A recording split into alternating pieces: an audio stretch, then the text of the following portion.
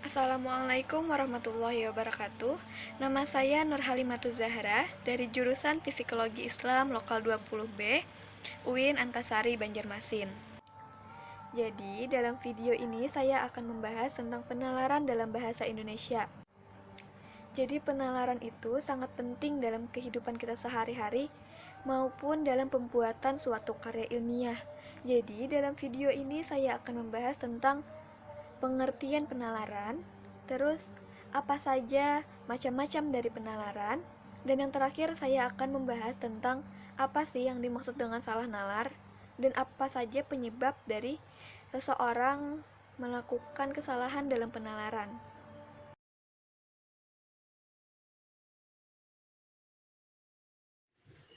Apa itu penalaran?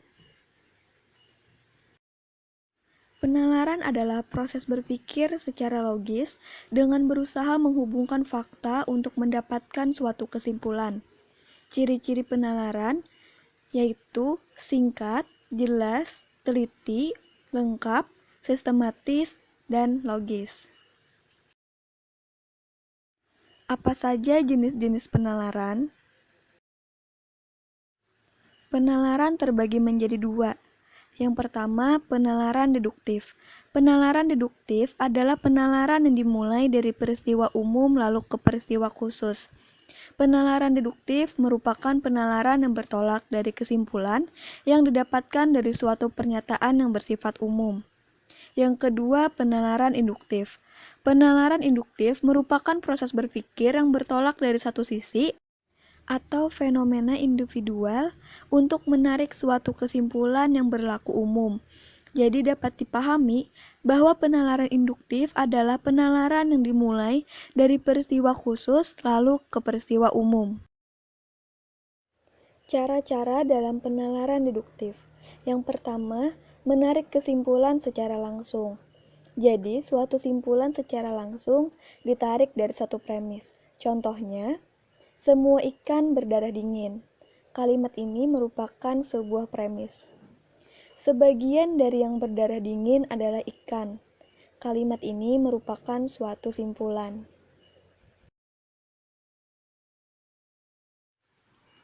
Yang kedua, menarik simpulan secara tidak langsung. Simpulan tidak langsung membutuhkan dua premis sebagai data. Premis yang pertama bersifat umum, dan premis yang kedua bersifat khusus. Penalaran deduktif dengan menarik simpulan secara tidak langsung terbagi menjadi beberapa jenis, yaitu sebagai berikut. Yang pertama, silogisme kategorial, yang kedua, silogisme hipotesis, yang ketiga, silogisme alternatif, dan yang terakhir, entimen. Silogisme kategorial. Silogisme kategorial merupakan silogisme yang terjadi atas tiga preposisi yang terdiri dari dua premis dan satu kesimpulan. Premis yang bersifat umum disebut sebagai premis mayor, dan yang bersifat khusus disebut sebagai premis minor, dan subjek kesimpulan disebut dengan trem minor, serta predikat kesimpulan disebut dengan trem mayor. Contohnya, semua manusia pantang menyerah. Semua tentara adalah manusia, jadi semua tentara pantang menyerah. Silogisme hipotesis. Silogisme hipotesis terdiri dari mayor yang berproposisi kondisional hipotesis. Apabila premis minornya membenarkan anteseden, maka simpulannya membenarkan konsekuen, dan begitu juga sebaliknya. Contohnya, jika besi dipanaskan, besi akan memuai. Besi dipanaskan, jadi besi memuai. Silogisme alternatif. Silogisme alternatif merupakan silogisme yang terdiri dari premis mayor berupa preposisi alternatif. Kalau premis minor membenarkan salah satu alternatif, maka simpulannya akan menolak alternatif yang lain. Contohnya yaitu, dia adalah seorang psikolog atau perawat. Dia seorang psikolog, jadi dia bukan seorang perawat. Entimen. Entimen merupakan bentuk silogisme yang tidak memiliki premis mayor karena sudah diketahui secara umum, tetapi yang dikemukakan hanyalah premis minor dan simpulan. Contohnya, Faisal menerima hadiah pertama karena dia menang dalam perlombaan itu. Cara-cara dalam penalaran induktif. Yang pertama, generalisasi. Yang kedua, analogi. Dan yang terakhir adalah hubungan sebab akibat atau kausal. Generalisasi.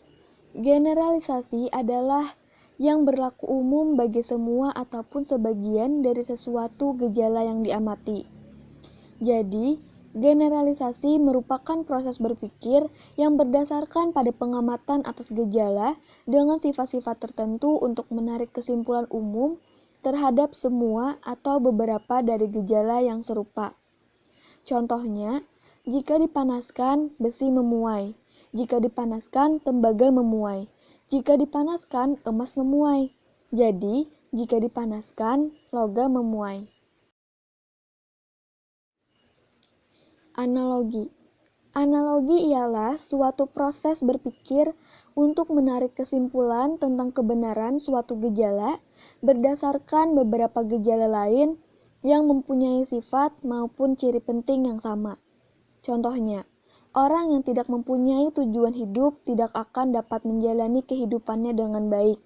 Sama seperti seseorang yang tinggal tanpa penerangan, maka ia akan berjalan tanpa tahu arah dan akan mudah menabrak sesuatu di sekitarnya. Hubungan sebab akibat atau kausal. Penalaran hubungan kausal ini dimulai dengan mengungkapkan fakta yang berupa sebab lalu mengungkapkan kesimpulan yang berupa akibat. Penalaran sebab akibat dibagi menjadi 3, yaitu yang pertama, hubungan sebab akibat, yang kedua, hubungan akibat sebab, dan yang terakhir, hubungan akibat-akibat. Hubungan sebab akibat. Hubungan ini dimulai dengan mengungkapkan peristiwa ataupun gejala yang menjadi sebab, lalu menyimpulkan apa yang menjadi akibat.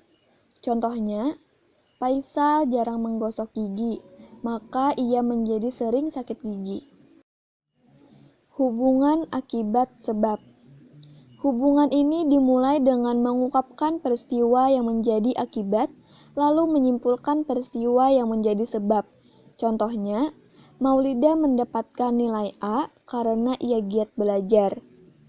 Aku merasa pusing karena harinya sangat panas. Hubungan akibat-akibat. Maksudnya adalah suatu dapat menimbulkan lebih dari satu akibat. Contohnya, ada seorang perokok berat. Setiap hari ia merokok dan menghisap banyak batang rokok setiap harinya. Dan pada akhirnya ia menderita radang paru-paru kronis. Dan ada keluarga yang tidak merokok mengalami batuk-batuk sampai berdarah. Ternyata keluarganya ini ialah perokok pasif, atau orang yang tidak merokok, tetapi secara tidak sengaja ia menghirup asap rokok dari orang lain. Pembahasan yang terakhir ialah salah nalar. Salah nalar merupakan kekeliruan atau kesalahan pada suatu gagasan, pikiran, kepercayaan, ataupun kesimpulan. Salah nalar disebabkan oleh ketidaktepatan seseorang dalam mengikuti tata cara pikirannya. Ada beberapa macam hal yang dapat menyebabkan salah nalar, yaitu sebagai berikut. 1. Deduksi yang salah. 2. Generalisasi terlalu luas. Yang ketiga, pemilihan terbatas pada 2 alternatif. Yang keempat, penyebab salah nalar. Yang kelima, analogi yang salah. Yang keenam, argumentasi bidik orang. Yang ketujuh, meniru sesuatu yang sudah ada. Yang kedelapan, penyamarataan para ahli. Baiklah, cukup sampai di sini penjelasan dari saya. Mohon maaf apabila saya ada salah kata. Dan juga semoga penjelasan dari saya bermanfaat untuk kita semua. Untuk itu, Saya mengucapkan terima kasih yang sebanyak-banyaknya. Wassalamualaikum warahmatullahi wabarakatuh.